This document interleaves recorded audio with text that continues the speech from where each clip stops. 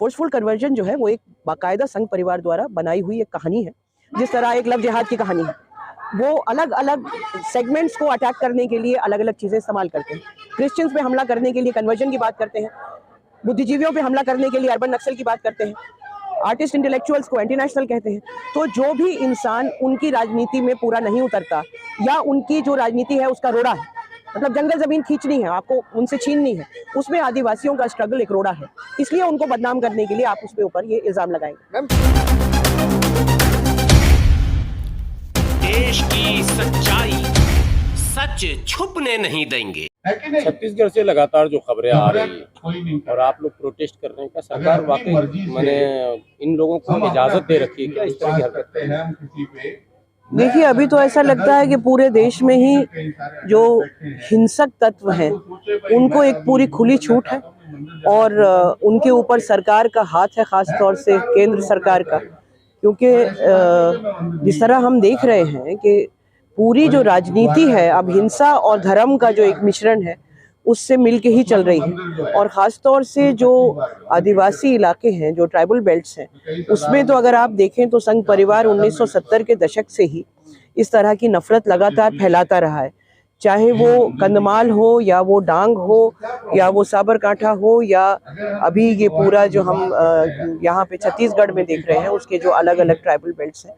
तो मसला यही है कि आदिवासियों की ज़मीनों पे, उनके घरों पे, उनकी जंगल ज़मीन पे कब्ज़ा करना है, अडानी अंबानी को उनका पूरा हक दे देना है। तो अगर ये आपको करना है तो आदिवासियों को आपस में लड़वाते रहने की राजनीति आपको करनी पड़ेगी और वो ये लगातार हो रही है। कन्वर्जन की खबर सच्ची है क्या? कभी आप लोग मौके पर गए? देखिए, मैंने काफ़ी टाइम लगाया है। मैं जो ट्राइबल बेल्ट्स हैं जैसे झबुआ, अलीराजपुर, डांग, कंधमाल, साबरकांठा, यहाँ पे मैंने काफ़ी काम किया है, मतलब मैं बहुत बार गई हूँ। फोर्सफुल कन्वर्जन जो है वो एक बाकायदा संघ परिवार द्वारा बनाई हुई एक कहानी है। जिस तरह एक लव जिहाद की कहानी है, वो अलग अलग सेगमेंट्स को अटैक करने के लिए अलग अलग चीज़ें इस्तेमाल करते हैं। क्रिश्चियंस पे हमला करने के लिए कन्वर्जन की बात करते हैं, बुद्धिजीवियों पे हमला करने के लिए अर्बन नक्सल की बात करते हैं, आर्टिस्ट इंटेलेक्चुअल्स को एंटी नेशनल कहते हैं। तो जो भी इंसान उनकी राजनीति में पूरा नहीं उतरता या उनकी जो राजनीति है उसका रोड़ा है, मतलब जंगल जमीन खींचनी है, आपको उनसे छीननी है, उसमें आदिवासियों का स्ट्रगल एक रोड़ा है, इसलिए उनको बदनाम करने के लिए आप उसके ऊपर ये इल्जाम लगाएंगे। मैम, एक तरफ राहुल गांधी है जो बार बार संघ पर सवाल करते हैं और उन्हीं की पार्टी की सरकार भी है छत्तीसगढ़ में, तो ये कहीं ना कहीं स्टेट गवर्नमेंट की भी कोई ना कोई लूप होल कहे या गैर जिम्मेदारी कहे कि इतने बड़े लेवल पर ये काम हो रहा है और वो उसको नकार रहे हैं या उस पर नजरअंदाज कर रहे हैं। भूपेश बघेल की मैं खासतौर पर बात कर रहा हूँ, तो कांग्रेस की वहाँ पर सरकार है स्टेट में। नहीं, स्टेट गवर्नमेंट की डेफिनेटली जिम्मेदारी है और उनको क्यों ऐसा हो रहा है ये देखना बहुत जरूरी है। लेकिन जमीन पे जो कुछ जितने अटैक्स हैं वो सारे उसमें संघ परिवार आरएसएस इन्वॉल्व है और इतने दशकों से जो ट्राइबल बेल्ट में जो नफरत फैलाई जा रही है उसमें डायरेक्टली संघ परिवार इन्वॉल्व है। और जो बड़ी राजनीति है, जो जंगल जमीन और जो आदिवासियों से उनका रिजर्वेशन छीनने की बात, मतलब एक पूरा आर्गुमेंट ये है कि आप क्रिश्चियन हो गए तो आपको रिजर्वेशन नहीं मिलेगा। ये राजनीति जो है ये स्टेट गवर्नमेंट की नहीं है, ये सेंट्रल गवर्नमेंट की है, इसीलिए ये हमले हो रहे हैं। लेकिन इसमें कोई दो राय नहीं है कि स्टेट गवर्नमेंट की जिम्मेदारी इतनी जरूर है कि वो इन हमलों को रोके और जो जिम्मेदार हैं, चाहे वो पुलिस ऑफिसर हैं जो अनदेखी कर रहे हैं या जो संघ परिवार जो अटैक कर रहा है, उनको फौरन अरेस्ट करें, उनके खिलाफ केसेस करें। ये कानून तो कांग्रेस ने 10 अगस्त 1950 को लाया था, जिसमें ये कह दिया गया था, आर्टिकल 341 पर रिलीजियस बैन लगा दिया गया था कि हिंदू दलित के अलावा किसी को रिजर्वेशन नहीं मिलेगा।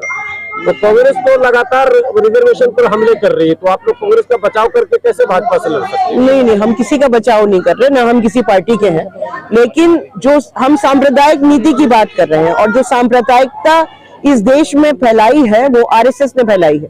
कांग्रेस ने उसका इस्तेमाल जरूर इधर उधर किया। 1984 में जो कुछ हुआ उसकी मैं भी विटनेस हूँ और आप लोग भी, जो मेरी उम्र के अगर यहाँ कोई नहीं है लेकिन विटनेस होंगे।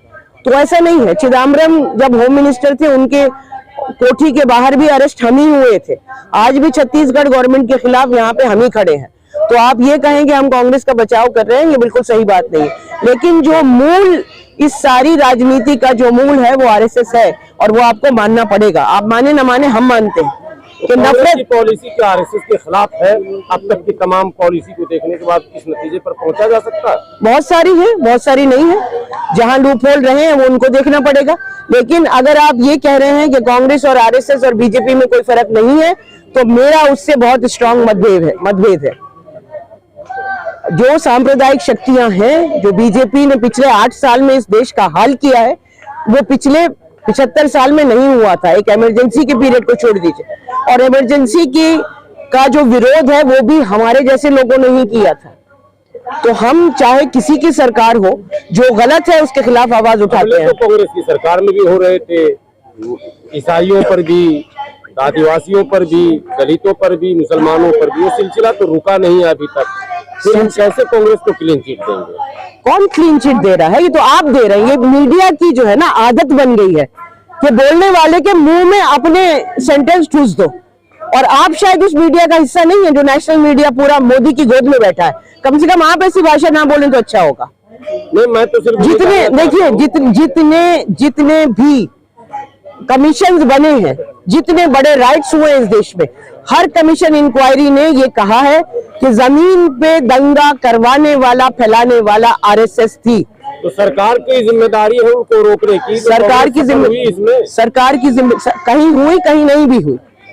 ऐसा नहीं है कि आरएसएस की तरह या बीजेपी की तरह उन्होंने दंगे भड़काए। आपको वो फर्क देखना पड़ेगा। मैं यहाँ पे किसी पार्टी की बात करने नहीं आई, या आप मुझसे जबरदस्ती करवा रहे हैं। हम बात कर रहे हैं जो आदिवासियों पे हमले हो रहे हैं, और जमीन पे 1970 से दशक से लेके आज तक आरएसएस लगातार नफरत फैला रही है आदिवासियों के खिलाफ, क्रिश्चियंस के खिलाफ। उसके विरोध में हम यहाँ खड़े हुए हैं। बिल्कुल सही।